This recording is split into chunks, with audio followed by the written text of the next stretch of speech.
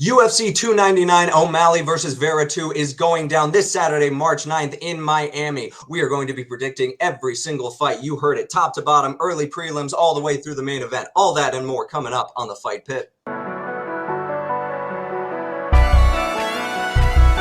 Welcome back into the Fight Pit, everybody. It is great to be back. My name is Kyle. I am joined, of course, by Sean and Drew and our very special newcomer. I'm talking about that guy right down there, Matt. Give him a big old Fight Pit welcome. Good to have you on, brother, and we are going to have fun on this one. We are coming off of an 11-1 record on our last pay-per-view. Listen, if you're not riding with us, what are you doing? We have got the picks for you. We will get into that, but before we do, I've got to shout out our amazing sponsor at Pillow Fight. Listen, if you're anything like me, you have got to have comfortable sleep in order to feel well rested and ready to tackle the day in the morning. Luckily, Pillow Fight is the best way to get that comfortable, complete sleep. I'm talking about the softest pillows on the market. This is the difference between tossing and turning at night and sleeping like you just got punched in the mouth by Sugar Sean O'Malley. So get yourself to Pillow Fight and use the link in our description to save yourself even more money. It is a no-brainer, folks. Thank you to Pillow Fight for sponsoring this episode. Now, UFC 299. Oh my gosh. A lot of people are saying this card might be even better than 300. I'm not saying that necessarily. 300 is still going to be an absolute blast, but the point stands that this card is absolutely loaded. We have got some really exciting fights. So let's get into it, starting off with the early prelims. We have got some women's flyweight action between Joanne Wood and Marina Moroz. Now, Joanne Wood was sliding a little bit there. Was sliding just a little bit there. 3-fight losing streak. She was able to snap that with a split decision win over Luana Carolina at UFC 286. She is coming off of about a year away, maybe a little bit of ring rust there, but most likely not. On the other side, you've got Marina Moroz coming off of 2 losses, 1 decision, 1 submission at the hands of Karine Silva. That was in August of last year. Definitely is going to be kind of a more grappling heavy matchup in this one, I think. Marina Moroz absolutely has the advantage in the grappling department. I think Joanne Wood will try to keep it standing as much as possible, but will not be able to fend off the takedown for very long against a very good, grappler in Marina Moroz. I think that this is going to be a bounce back win. It wasn't very decisive from Joanne Wood, but with the split decision win to end that losing skid. And Marina Moroz is definitely hungry to get back in the win column. I think she's going to be aggressive with the takedowns. I think she's going to be aggressive with those submissions. Give me Marina Moroz by a second round submission. I'm going to say armbar on this one. I like an armbar for Marina Moroz. Moving right down this card, we're going to stick in the flyweight division, but switching over to the men's side of things, we have got CJ Vergara versus Asu Almabayev. Now, Drew, tell me how badly I just butchered those names. Not any worse than I would. I honestly, I'm gonna go with Almabayev on it. I think that's a safe bet. I think that's a very safe middle ground. The CJ Vergara and I'm just gonna say Asu fight. Very lopsided odds on this one. I didn't get a look at all of the odds exactly, but this is definitely one of the bigger discrepancies on the card. And it's early on too, so very likely that we see a stoppage early on in the night. Start the card off with, the women's flyweight right onto the men's flyweight. I think in at least one of those fights, we get a stop. I'm with you on the armbar. I like that as the cover for that fight. And on this one, I'm also going with a submission. The CJ Vergara, honestly, tough dude, not taking anything away from him. He's a plus 400 though. Going up against Almabayev minus 575. It's, very tough odds to overcome. And there's a reason for it. You got CJ Vergara at 12-4-1 versus Asu Almabayev at 18-2. Vergara, no slouch. He's got 7 KOs, 5 decision wins, 1 draw. Almabayev, though, 3 KOs, 9 submission wins, 6 decisions. He is currently riding a 14-fight win streak, and 7 of those wins were by submission. He's very well-rounded. He's aggressive. He likes to put the pressure on. I think in order to do what he's expected to do in this fight, he needs to apply that pressure. He needs to do what he normally does. But you can't really ever count CJ Vergara out. If you recall from last year, he had a fight against Daniel Lacerda da Silva. What possibly, if things had gone differently, could have been the comeback fight of the year. He got rocked with a head kick very early, overcame adversity, ended up getting a TKO stoppage. At flyweight, the lower weight classes, getting any kind of TKO, any kind of KO, very rare. You got to be a unique fighter to pull that off, especially coming back from getting rocked by a head kick. He's a tough dude. He's very reactive. He needs to, in order to be able to dominate in this fight and get the win, I think he needs to keep the fight standing. It's no secret that Almabayev is going to be looking to pressure forward to get him up against the cage, get him to the ground, establish that dominant position, and sink in a submission. That being said, like I said, no disrespect to CJ Vergara, one of the toughest dudes in the division. I'm going with Almabayev via submission, and I got this one as a later submission. I'm going to say a rear naked choke over 1.5 rounds. There you have it. And I like that. And as you said, nothing against CJ Vergara. He is just going up against a buzzsaw in Asu Almabayev. Moving right along, we've got another bit of long odds on this card. 265 action between Robley de Spain and Josh Parisian. Now, Sean, talk to me about these heavyweights. So the first thing is we got a UFC debut here, what Robles sees. If you haven't seen Drew Short, make sure you check it out. He explains a lot about him. One thing I don't know if you mentioned, he is also an Olympian medalist in Taekwondo. 4-0, 4 first-round KOs, 3 of them combined in 19 seconds, and then one of them was a late first-round KO. Great footwork, explosion everywhere. Everything about him on the feet is unbelievable. Hasn't been tested for ground game yet, and Josh will not be the one testing him for ground game. I do feel like this is just feeding him someone. Josh, though, is 15-7 with 11 knockouts, 8 first-round finishes, and 2 submissions. So he can get the job done on the ground, but I do not think this will be a factor in this game. The safest bet of anything would be first-round knockout. This will not be leaving the first round. No way in hell. But I am going to go with the UFC debut of Robles by first-round knockout. But if you want to play it safe and just do first-round knockout in general, that's even safer bet. No doubt about it. This is a blink and you'll miss it type of fight. I see a lot of finishes on this card, which is so exciting. And moving right down along, speaking of exciting, no one is more synonymous with exciting fights than Michel Pereira. And he's taken on Mikhail Oleksiejczuk. I think that was close. And Matt's going to tell me how close it was. Yeah, that was about as good as I can say. Mikhail Oleksiejczuk. Michael Pereira is 29-11. He's coming off a 6-fight win streak. Coming off a first-round TKO in his middleweight debut against Andre Petroski. I think it's the right decision to go ahead and move up to welterweight. I think it was cutting a bit, move up to middleweight. I think it was cutting a bit too much for welterweight. And I'm looking forward to his journey at middleweight.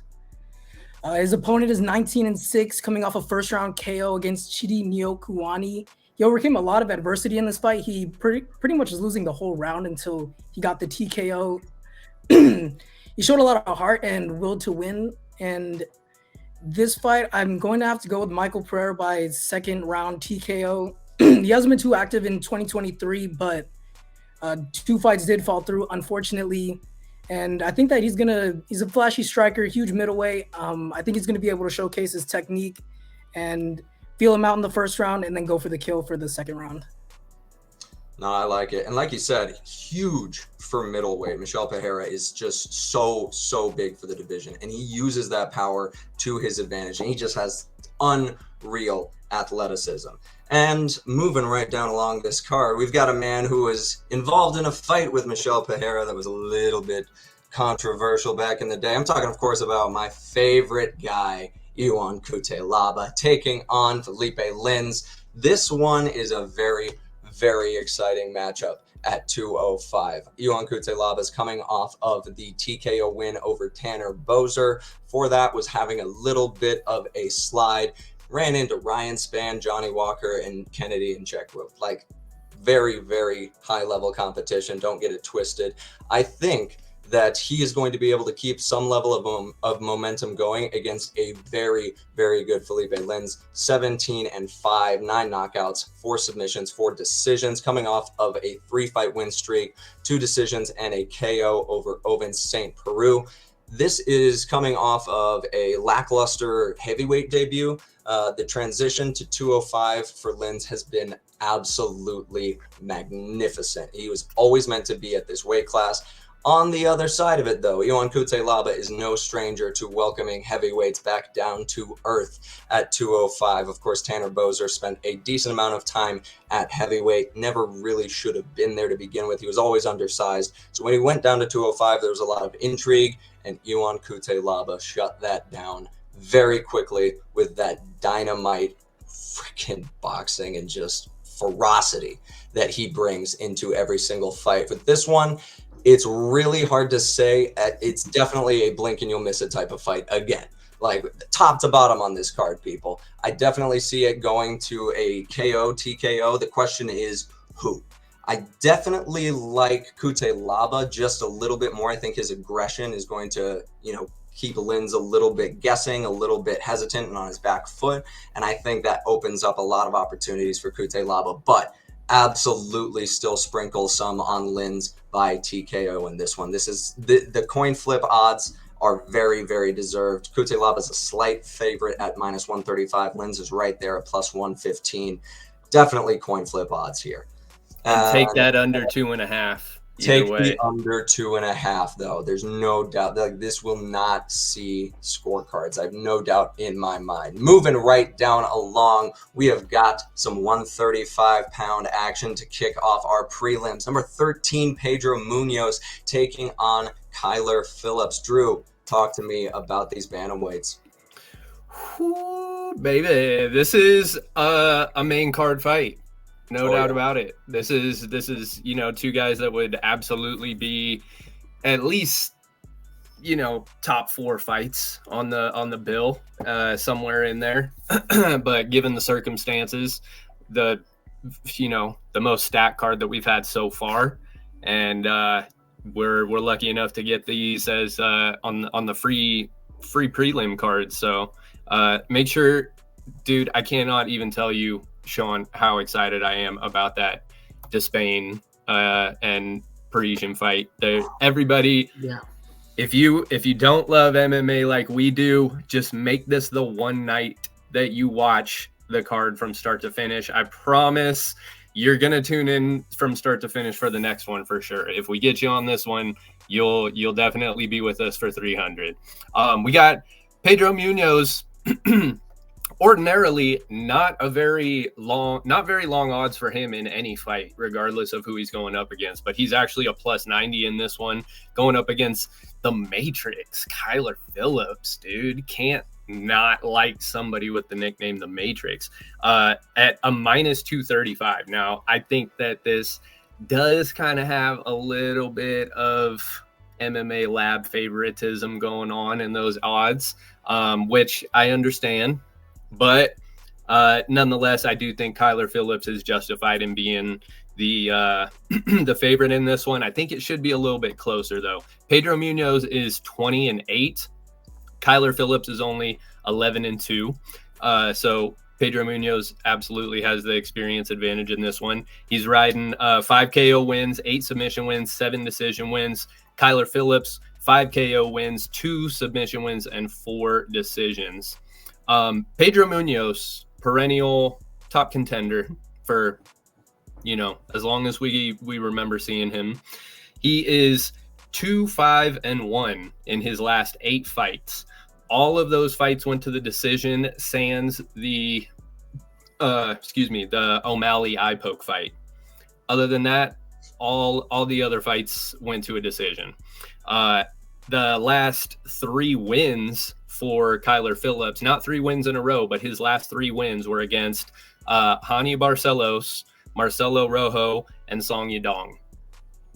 Very tough division, very difficult to put together a win streak, and very difficult to even beat any of those guys. Not guys that you see on the losing end very often. So having and we got Song Yadong on this card too, just absolutely crazy division. This division is, dude, got to be the fucking amazing right now. 135 is so good. I mean, dude, like we're looking at you've got them headlining, and then we're looking at number 13 and an unranked fighter, and it's still a fucking banger. It's tough dudes, man. And these guys are just barely grazing the edge of the top 15. Insane. Pedro Munoz, in order to win this fight, the way that he normally does, he outlasts you. He likes to move forward. He likes to put the pressure on, and he likes to land high volume. He likes to get the points in his favor, get the momentum in his favor, and then ride it through the fight. Of course, always looking for a finish, but position over submission type stuff, making sure that regardless of whether you get the finish, you're going to make sure that you get your hand raised at the end of it. That's what he needs to do against Kyler Phillips. Kyler Phillips is very versatile. Training at the MMA lab, he's got people like Sean O'Malley to, bounce ideas off of and train with and spar with and get looks from. He is going to need to stick and move on this one, I think, in order to take this decision, because, like I said, going up against Pedro Munoz, he's a decision machine. The fight's going to go to a decision. You just got to make sure you got your hand raised at the end of it. I'm going with Kyler Phillips on this one. I'm going by decision. I'm taking the over 2.5. I think it's the first MMA lab guy to win on this card. I don't think he will be the last, though. There it is. And I like it. And this is legitimately the first fight on this whole card that I'm like, yeah, I can see this going to decision. And I'm not mad about it, because these two fighters are absolutely game. And it's it'll be exciting. Oh, it's going to be exciting. Like this is one of those decisions where you're not mad that it went to the scorecards. And right. This one's also a little bit, tale as old as time. You got the veteran in Pedro Munoz taking on the younger up and comer in Kyler Phillips, and we've got another case of that right down this card at 155.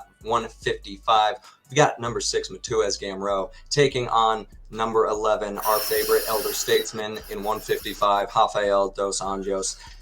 Sean, we've got to do it every time. Break our hearts. Yep, exactly. I swear to God, I always get this, and we're going to put the odds right here. 0.5 on retirement fights tonight on this UFC card.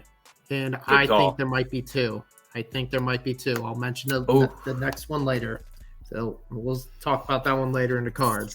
So this one, Gamrot, his record is unbelievable. His last fight was kind of disappointing because it always sucks when it's a non-contact injury out of nowhere, like Fiziev and Fiziev, with the knee injury, just out of nowhere, just his knee gave out, end of fight. Like, you hate seeing that. You saw with Tom Aspinall like 2 years ago. It's you hate seeing that in general. But I do think it's a good thing him fighting down instead of fighting up, because that's not like a crazy win or anything like that. But you got Gamrot at 23-2, unbelievable record. He has great cardio. He can strike pretty damn well. He was striking with Turner, for God's sake, for a while. Then he went to takedowns and has a chin, like a insane chin. And then you have RDA.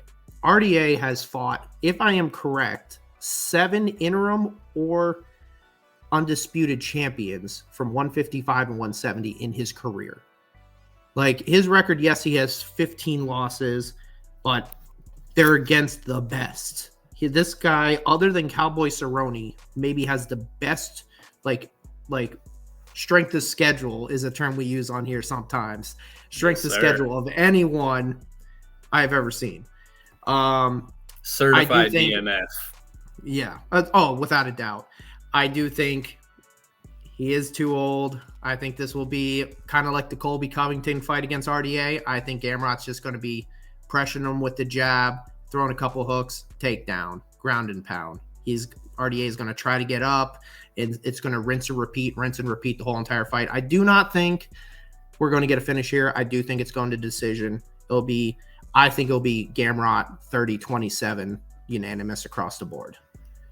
Not the 30-27. Man, I can see it, though. That's the thing. And like you said, Gamrot's going to jab Dos Anjos' face off. And I don't see this one. I don't see this one being a finish. My heart cannot take this being a finish. If RDA gets finished, that's gonna break my heart just a little bit. Now moving right down. He's one of those guys that he was never like a favorite, but he's like Bisping, or he's one of those guys that you just he never was your favorite, but over time you just can't help but love him. This is gonna be upsetting. Like fine wine, man. Aging like fine wine.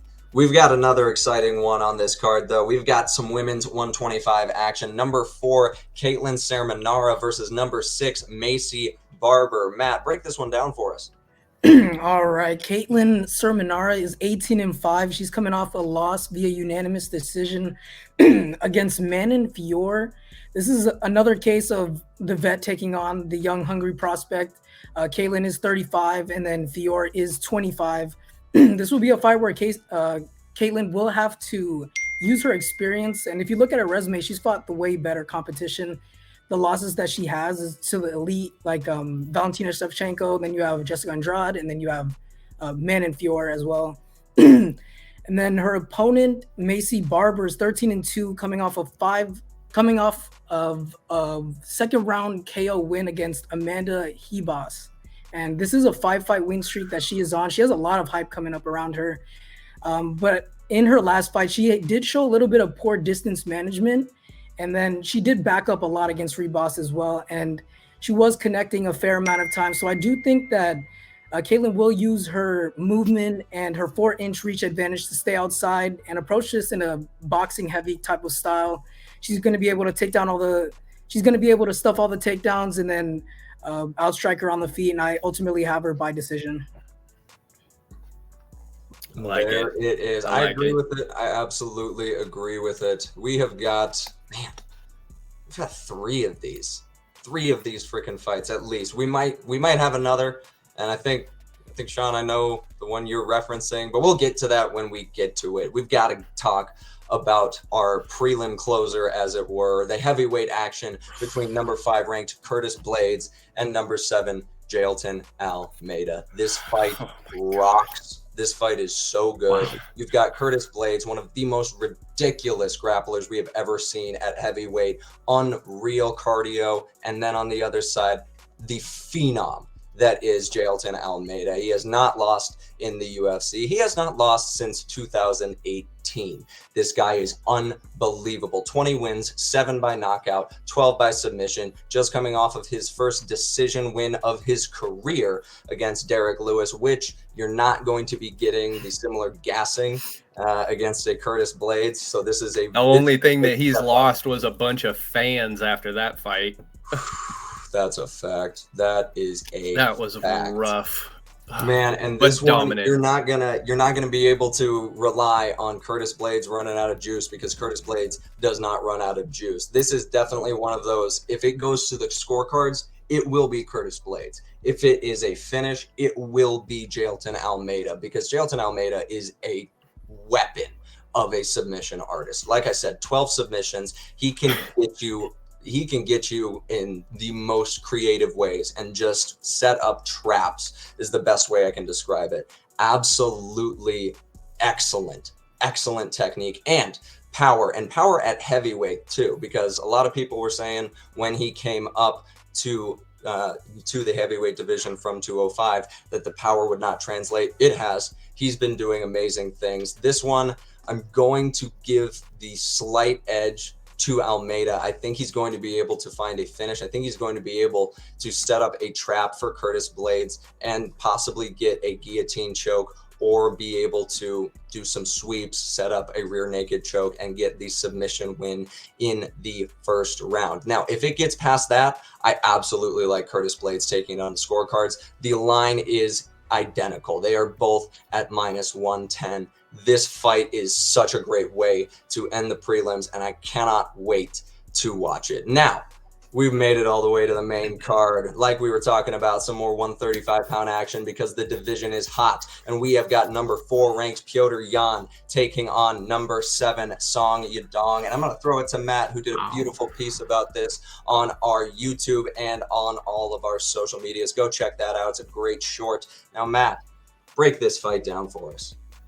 All right. I actually think that bantamweight could be the most stacked division in the UFC right now. Petr Yan is going to be going off 16-5 on a 3-fight lose streak. Unfortunately, coming off a decision loss against Merab. I still think he's one of the most skilled fighters in the division. I believe he will be coming off in this fight with a chip on his shoulder. You know, with 2 of those losses being split decision, very close. You know, it could have gone either way, and then the other being a disqualification. I think he's going to prove that he's still top level caliber, and that he still has it in him to go ahead and beat high level competition. And then his opponent, Song Yadong, he's 21-7-1. He's coming off a 2-fight win streak and a decision win against Chris Gutierrez. He's very well rounded. You know, he's a fast paced pressure fighter, and I think he mixes the takedowns very well. He did that very well against his last fight against Gutierrez, and then against the previous fight. I forgot who it was. I believe it was Ricky Simone, the one before that. And yeah, Simone, you got it. Simone, yeah. And then breakdown for the fight. I think Petr is typically a slow starter, as shown against Merab and O'Malley. So no matter what, I do see Yan losing the first round, you know, taking that round to download the information and pinpoint counters in the second and third. And then I do think both fighters are very durable. I don't see anybody getting finished. And ultimately, I do see Petr Yan winning by decision and just outboxing Yadong. There it is. And it's hard not to see that. Petr Yan is still that dude. He is amazing. He is, I can't stress this enough. He is one of the best strikers I have ever seen compete. Like, that is how good Petr Yan's hands are. And I think that it might just be too much for Song Yadong. But moving right down along this card, we have got some welterweights we've got to talk about. Number 4, Gilbert Burns taking on number 11, Jack Della Maddalena. Of course, the owner of my favorite last name in the welterweight division. Sean, talk to me about these 170-pounders. All right, Gilbert Burns, 22-6, and then Jack Della Maddalena, 16-2. Jack has not had this is his first massive test. Kevin Holland was a good test, but you know Kevin Holland's more of a gatekeeper than he is like an actual contender. So here you go. You got Gilbert Burns here. You're even favored over Gilbert Burns. What I do like here is Jack knows how to throw a jab. And what has been Gilbert Burns' weakness, and the Khamzat Chimaev fight, the Kamaru Usman fight, and the Belal Muhammad fight, was fighting behind the jab. That's where I think Jack Della Maddalena is going to succeed. But he does like the brawl. That's the scary thing. You don't want to brawl with Gilbert Burns. The man could put you out. And then if you go to the ground, that's a nightmare. 2nd degree black belt, BJJ specialist. That's a nightmare. You don't want to be there. I'm leaning Jack on this one. I want to say decision, but I could easily see a finish either way. Gilbert Burns could get him on the ground and get a submission. We haven't really seen that tested that much, how his defense against a high level BJJ specialist is. But I'm going to go with Jack, and I'm going to go by decision. And this is going to be an exciting fight and could possibly be a dark horse for fight of the night. altogether. No, yeah, I was just going to say, this is definitely my dark horse pick for fight of the night. You've got two just game welterweights in this one. They are going to put on a show, and it can go, like you said, it can go absolutely anywhere. On the feet, there's advantages that both men have. On the ground, there's definitely an edge for Gilbert Burns. So it'll be interesting to see, how it shakes out. But speaking of interesting, there is not more of an interesting fight on this card, because we've been waiting for this fighter to debut in the UFC for a long, long time. I'm talking, of course, about Michael Venom Page, the newly signed UFC Michael Venom Page. He is taking on the number 13 ranked welterweight in the world, Kevin Holland. Drew, we've been waiting for this one, man. We have been waiting for this one. Been waiting is an understatement, dude. And not mad at the fight. I still personally stand on my hill that I wanted MVP's first fight to be Stephen Wonderboy Thompson. Who knows if MVP makes it through this one, that Wonderboy beat Holland as well. That might be a matchup to look at going forward. But let's get through this first. All right, let's not get too ahead of ourselves here. Kevin Holland, another number 13, welcoming Michael Venom Page. He's sitting at a minus 135 to MVP's plus 115. Kevin Holland is 25-10, 0-1 against Michael Venom Page's 21-2. Kevin Holland, I mean, between these two guys, we've got damn near 30 knockouts. We got 14 knockouts for Kevin Holland, 13 knockouts for MVP. Kevin Holland has 7 submissions, 4 decisions. MVP has 3 submissions, 5 decisions. So neither of them is a stranger to getting it done another way. They're not solely reliant on the knockout. That's just what they prefer to get, and that makes me happy.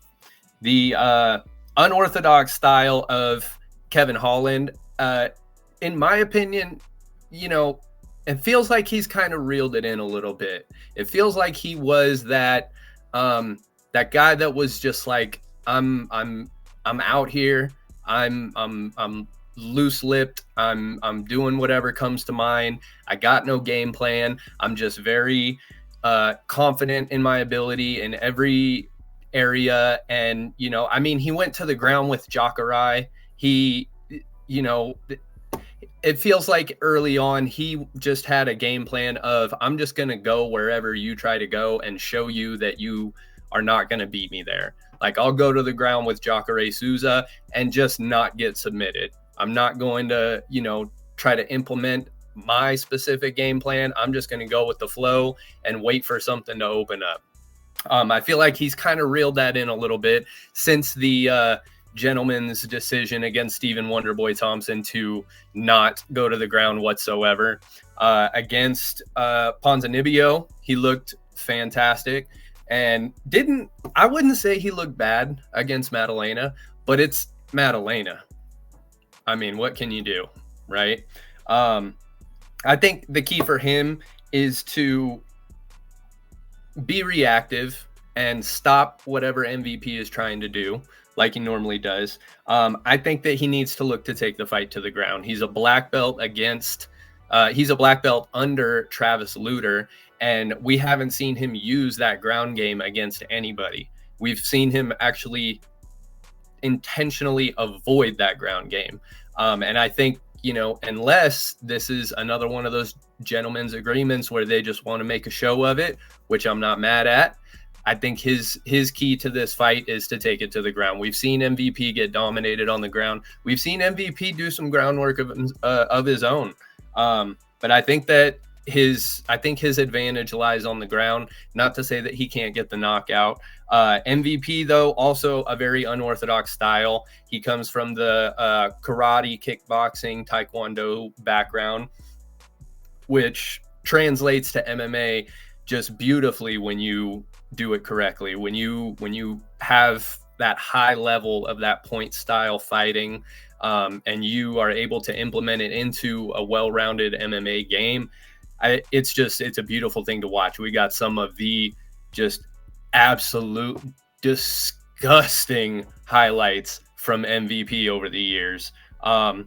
He's a counter striker. He's, I don't see him as the one that's going to be pushing the pace of the action. I think he's going to be looking to react to whatever Kevin Holland does. Kevin Holland's going to be looking to react to whatever MVP does, and we could get a little bit of a stalemate here. I think his key to winning this fight is to stay on the outside or take the center, one or the other. Don't let Kevin Holland dictate what's going on in this fight. You need to decide which way you're going to go with it. Are you going to be the counter striker, or are you going to go forward and hunt for the finish? But mainly just keep it busy. Keep it busy. Just don't let Kevin Holland dictate the pace. Don't let him get comfortable, because you see what happens when he gets comfortable. He starts talking. He's having conversations with other people, and it can really get to you. Just waiting for a counter opportunity with these guys, I don't think somebody needs to push the pace. One person is going to lead this dance, and I think whoever is able to do that is the one that's going to ultimately win. I am going to say that this is going to be a knockout. I'm going to follow your lead, Kyle. I have no idea which way it's going to go. Okay, I think if it's a for sure thing, if Kevin Holland takes it to the ground, utilizes that ground game, I think he gets a submission, and I think he gets it under 1.5 rounds. But if he doesn't do that, which makes it very tough for me to choose, because I have no idea what the hell they're going to decide to do. Unless he does that, somebody gets knocked out. I have no idea who. It's up for, sprinkle a little bit both ways. But my safest bet is under 1.5 rounds. It remains to be seen, but it's a very tough one to call. It's super exciting. It's going to be an amazing fight either way. I think it's going to be very difficult to call what the fight of the night is going to be on this main card. Especially with the prelim card that we got leading up to this one too. But I think that this has a potential to be fight of the night if they don't decide to, go to the ground. I think it's going to be a firefight between two very versatile, very unorthodox strikers, and Yan and Yadong, depending on how that goes, fight of the night. Burns and Madalena, depending on how it goes, fight of the night. These all have fight of the night potential, and I like a knockout in this one, but it's all just going to depend on if Kevin Holland decides to take it down or not. That will be the deciding factor. No, definitely. And this one is so hard to call because it feels like it has the potential to be almost a chess match in there. Very much like if you give an inch and your opponent takes that inch, the entire momentum can shift on a dime just like that. Now, we have made it down all the way to the co-main event. 2 fights left to talk about. We have got number 3, Dustin the Diamond Poirier, taking on number 12, Benoit Saint Denis, the French phenom. This fight is so exciting. Of course, I'm not ready yet, man. Dude, I'm glad we still have a few days because I'm not ready yet. Dude, this one's going to be absolutely wild. Benoit Saint Denis taking in 13 wins, 1 loss, 1 no contest. Little bit ticky-tack on that loss. A lot of controversy surrounding that fight in general. Of course, his opponent, Zaleski, was deducted a point during the course of that fight. It ended up being a unanimous decision loss for Benoit Saint Denis. He completely just ignores that on his own record. It doesn't register with him. In his mind, he is still undefeated. And you can see it in the way he fights. He is ferocious. He comes game. He has a very well-rounded overall game. A lot of knockouts, a lot of submissions. Like, he is dangerous on the ground. On the other side of it, there's nobody that we love more than Dustin Poirier, coming off of course, the knockout loss to Justin Gaethje. Listen, lots of people have been knocked out by Justin Gaethje. Of course, had the amazing fight of the night with Michael Chandler, which ended in a submission win for him. Dustin Poirier has been the kind of almost definition of like the best guy in the division who just can't break into that undisputed gold conversation. And it's disappointing because of how much we love Dustin Poirier. But in this fight, it does feel like, clock's starting to tick on Poirier. And I like Benoit Saint Denis to cash in as the favorite in this. It is really upsetting to think that Dustin Poirier's chin might be compromised, but it might be. And I can absolutely see a scenario where Benoit Saint Denis cracks him and gets a TKO. I can't in my heart have him get knocked out again, but a TKO I can definitely see. And that's what I'm going to go with, a second round TKO from Benoit Saint Denis. Now, this is a 5-round non-title fight. That is very, very, very important to note. I'm not sure if Saint Denis has ever sniffed anything close to a 5th round. He's gone to the 3rd a few times, had a few decisions, as I said. Hasn't gone his way with that. Like, let's not get it twisted. If he doesn't get it done early, Dustin Poirier can absolutely play the part of the savvy veteran and pick up a decision win, but I don't necessarily like him being able to get out of that 2nd round against a phenom in Benoit Saint Denis. But that's enough of me talking about it. Sean, give me your breakdown for this co-main event. Well, I'm going to be agreeing with you. Benoit Saint Denis is definitely going to win this fight, in my opinion. I'm going to go look at his last 2 fights against Michael Chandler, almost put him out. And it's just because Michael Chandler, like even Dustin Poirier broke it down. If he knew how to throw a straight, he would have put him out of there. That's what he said post-fight. And that's the truth. Chandler fought sloppy, and that's the only reason he didn't finish him. And then you get the Justin Gaethje fight. Gaethje won the 1st round and the 2nd round. He was doing damn good before the head kick knockout. Benoit, what you've seen is he knows how to finish, and he knows how to be very technical. And on top of it, with Dustin Poirier being a southpaw, that body kick's going to be very available. And what we've noticed with Dustin Poirier is kicks in general are very available. Kick in the leg, kick in the body, obviously, and that sets up kicking the head. I think this is going to be a repeat. I think Dustin Poirier is going to get a 2nd head kick knockout in a row. I'm going to say 2nd round also. I say the 1st round is just good. I honestly think the 1st round could be a mauling. The only thing I think Dustin can do in this fight to really win this fight, other than take it the distance, is have his boxing on point. He needs to have that counter punch ready to go. His boxing has to be perfect. If his boxing is not perfect and he can't check kicks and stop the body, because if you watch, Benoit Saint Denis is going to go to the body. And he loves the body. Hard. Oh, insanely hard. You give it to him, it's coming. I would not be surprised if the first strike in this fight will be a body kick right away. The first strike of the fight.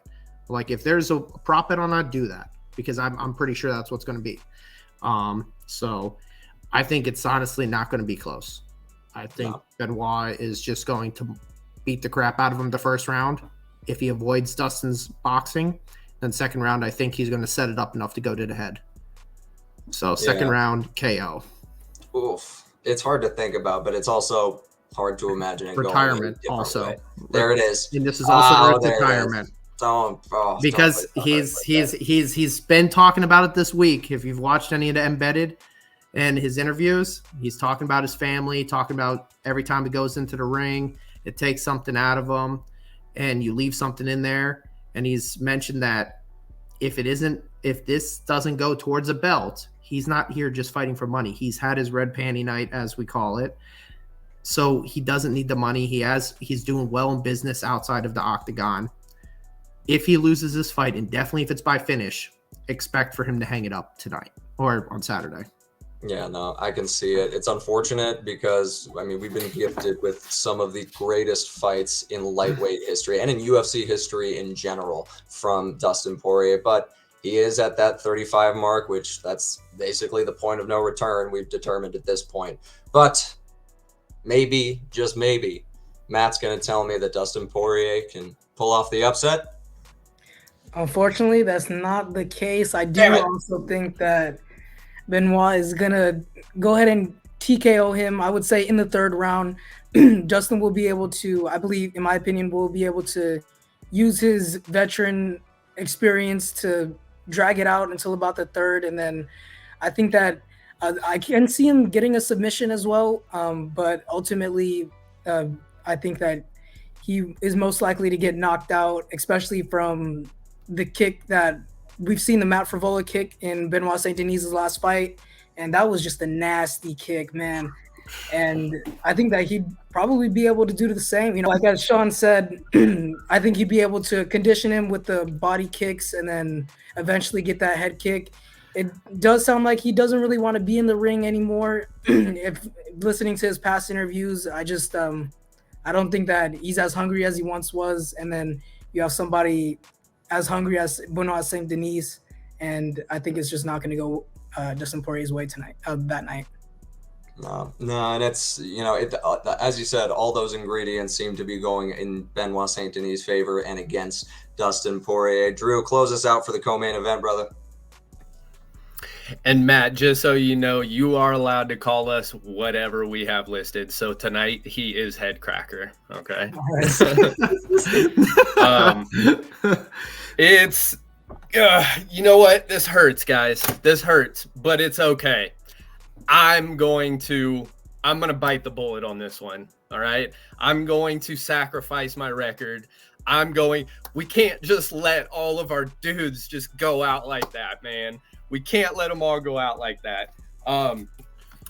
The positives that I have for Dustin Poirier, obviously the experience. If we take out what happened in his last fight against Justin Gaethje, we're still looking at Dustin Poirier as the number 1, number 2 contender, right? The only people that he had lost to prior in recent memory was the champions, Oliveira and Khabib. Since 2016, he has not lost a fight to anybody under number 3 in the rankings. And that number 3 was Justin Gaethje. Before that, he had only lost to the 2 champions at the time. Since 2016, almost a decade of not losing to anybody who is outside the top 3. I think going into this fight, his best bet is going to be doing what he's best at, which is utilizing, because he's a southpaw. He's going up against Saint Denis, who is a southpaw. Most of the people that he has fought in recent memory have been orthodox fighters, or they have at least been primarily orthodox against him. The last straight up southpaw that he fought, Conor McGregor, beat him twice in a row. Okay. Benoit Saint Denis, 13-1, 14-0, right? Who we kidding? He's got 4 KOs. He's got 9 submissions. Now, like I said, erase the last fight, that head kick knockout over Frivola, which was, you know, phenomenal. Hurt because I wanted Frivola to win. I'm a steamroller fan. Take that one out. He's got 3 KOs, 9 submissions. He's a submission guy, right?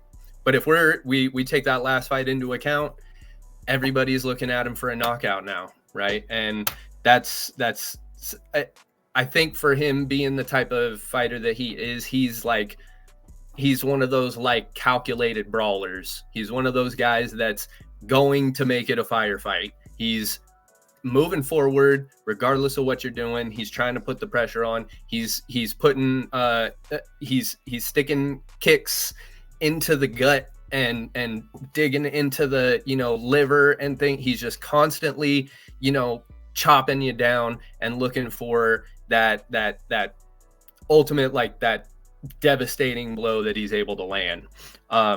He's not really one of those like point fighting type of guys that we talked about earlier. He's brutal. He's bringing the fight. And ordinarily, you know, like I said, take away that last fight with Gaethje. Ordinarily, we see guys like that go up against Dustin Poirier, and we have him as the favorite. You know, guys like Dan Hooker, Conor McGregor. Thinking of, you know, even further back, guys like Bobby Green. Anytime somebody brings the fight to Dustin Poirier, he's bringing the fight right back at him. To Sean's credit, the thing that has stuck with me the most too, unfortunately, is the fact that he has been talking about retirement way too much lately. Not that it's a bad thing. I don't ever want to see anybody keep fighting if they feel like they're done. Once, you know, you get the sense that they have that 1 foot out the door, it's kind of hard to lay any stock into them on that one. But I think in the Thiago Moises fight, I think in the Matt Frevola fight, there were some slight openings in the boxing from Benoit Saint Denis that Dustin Poirier, if he is on point, if he's got his fucking head in it, if he is all in on this one and not thinking about anything other than just being that dog, I think his pristine boxing, he can capitalize on those openings. He's going southpaw versus southpaw. He likes the stance switch a lot. It's something that I've covered. I've talked about with some friends that are fighters too. He will throw a cross and step and switch his stance into another jab cross, which catches people. He caught Max Holloway with it, caught Charles Oliveira with it. It's very tricky. And going up against a southpaw, it's going to be interesting to see how that works out, because it's southpaw versus southpaw. It's you know, a stalemate. You don't have that opposite stance advantage going up against somebody who's also a southpaw too. So I'm going to bite the bullet on this one. I'll take it on my record if I have to. I am going Dustin Poirier by TKO under 3.5. There it is. And we've got to thank you, Drew, because we know that in this game, absolutely anything can happen. Puncher's chance is such a real thing.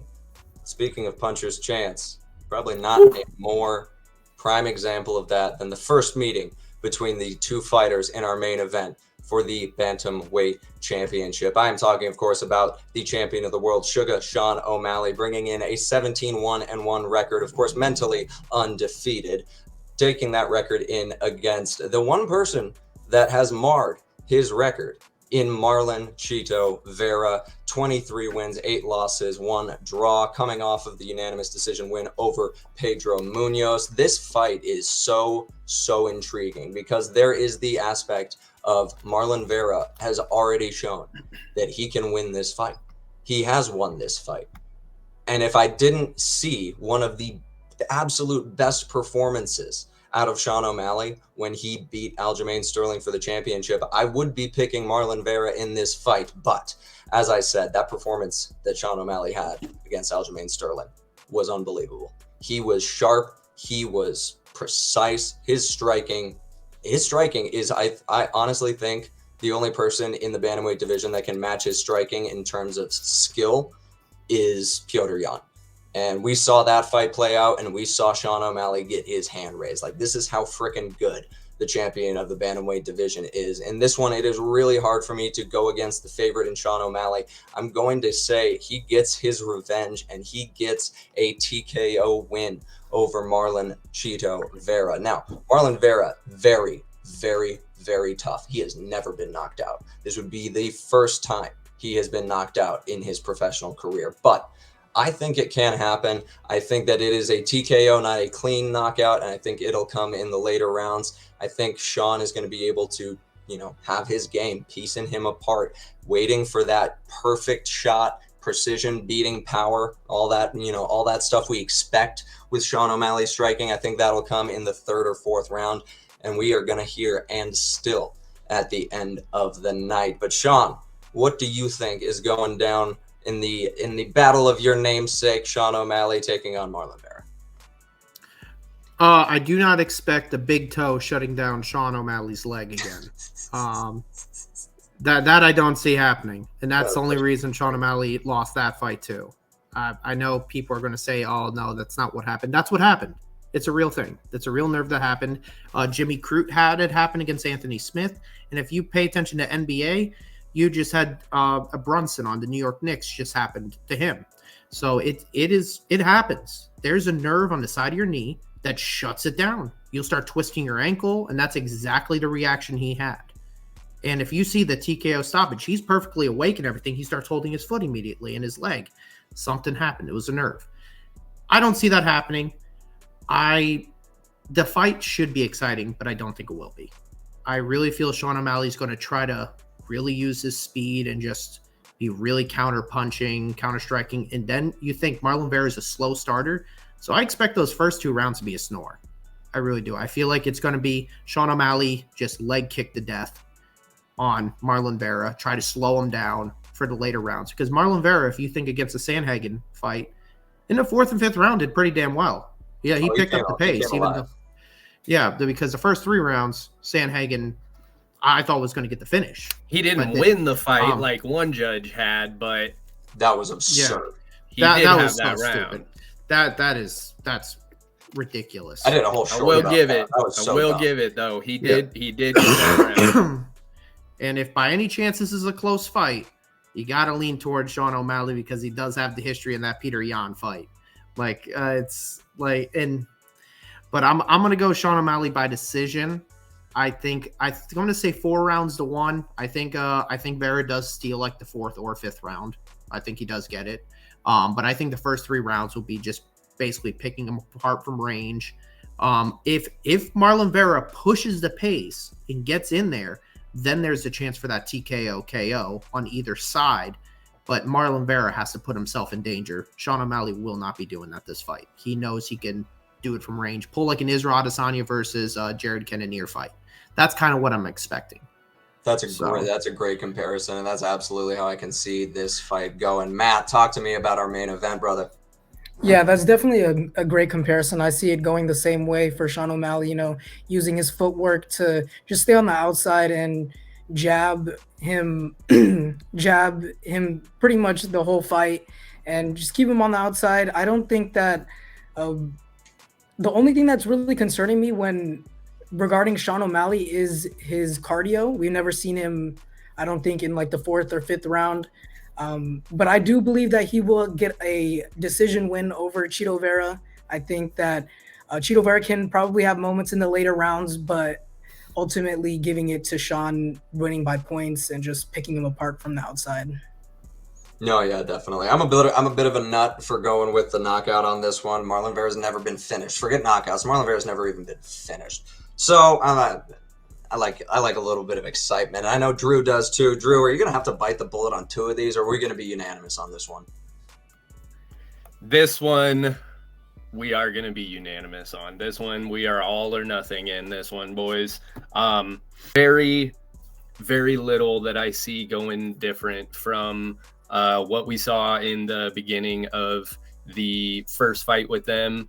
Like Sean said, shit happens, and it happened, and we move forward. And there's always, I say this all the time, not just in fighting, but in all aspects of life, there's exceptions to every rule, but you can't rule by the exceptions. And counting on getting another TKO based off the fact that you caught your big toe right in the right spot in the first one, it's tad bit delusional. Okay.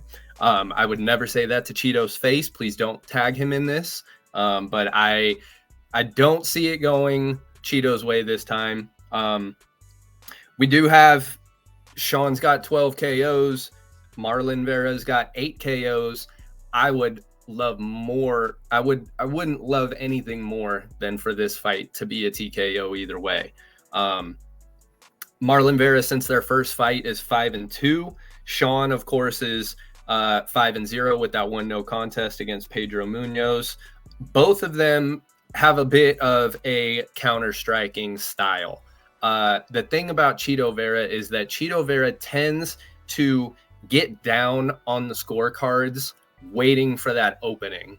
And he's, nobody better than him at finding that opening and capitalizing on it when it presents itself. We saw it against Frankie Edgar. We saw it against Rob Font. Oh my gosh. Like the only fight ever where dude wins the fight after losing 4.5 minutes of every round, won the fight purely on 30 seconds of absolute chaos and absolute hell against Rob Font.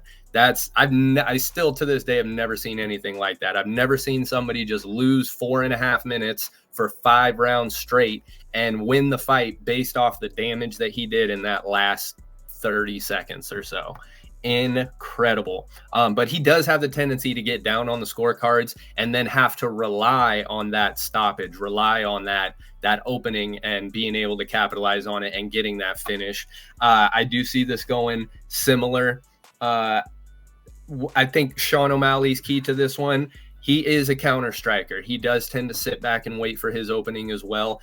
I think that he needs to start stacking points early. Start working that lead leg. Start digging to the body with that teep kick. Just getting the points. You know what Chito Vera is going to do. He's going to sit back. He's going to gauge. He's going to get a feel for you. He's going to wait for his openings. I think in those moments, Sean O'Malley just needs to be just laying into him, stacking points, doing damage, accumulating just damage to the body, damage to the head, anything that he can to keep the momentum in his favor. Once Chito Vera starts to gain confidence, once Chito Vera gets that one moment where he gets the upper hand and he lands on you something hard, something devastating. Once he gets that momentum, it's very difficult to get it back from him. He is just like a boogeyman of sorts. It's scary when you see him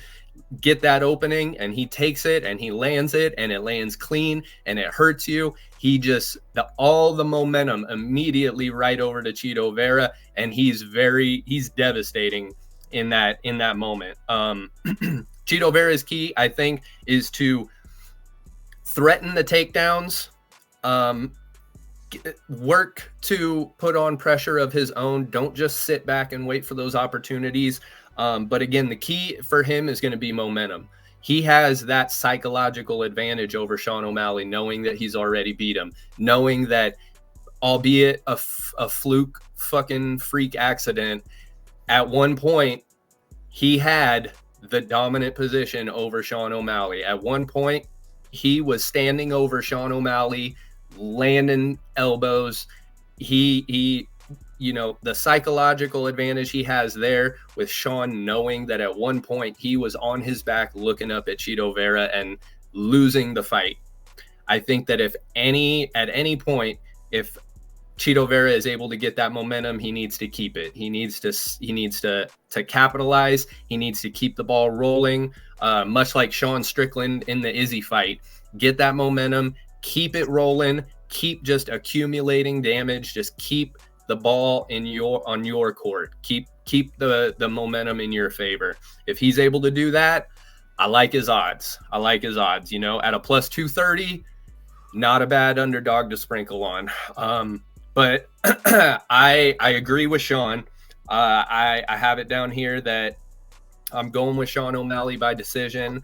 I'm going with, if it is a stoppage, I think this one goes over 3.5. I think it's going to carry into the championship rounds. We haven't seen too much of either of these guys in those championship rounds. Both of them have seen later rounds in their fights, but it's going to be interesting once it gets there. I got Sean O'Malley winning by decision, but this, again, another fight of the night candidate, another knockout either way candidate, just an exciting fucking fight. And I'm so happy. I was saying ever since the first fight, people were talking about we need to run it back immediately. Sean needs to get that off his record. I said, nay, let Sean get to the belt. Let Chito get to the belt. Let one of them get up there and then run it back as the greatest. Yes, the biggest rematch in bantamweight history, and it's for the gold, man.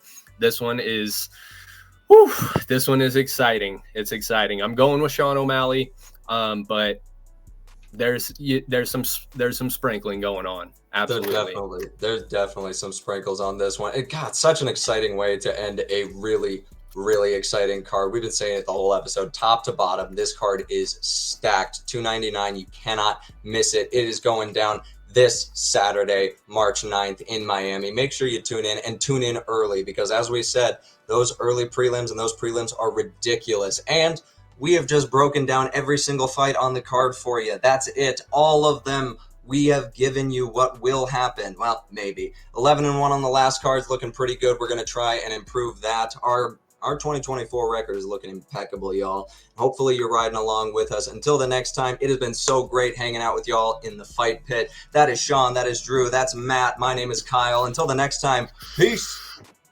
Look, man, you got to spend hours and days and weeks and months and years in the gym.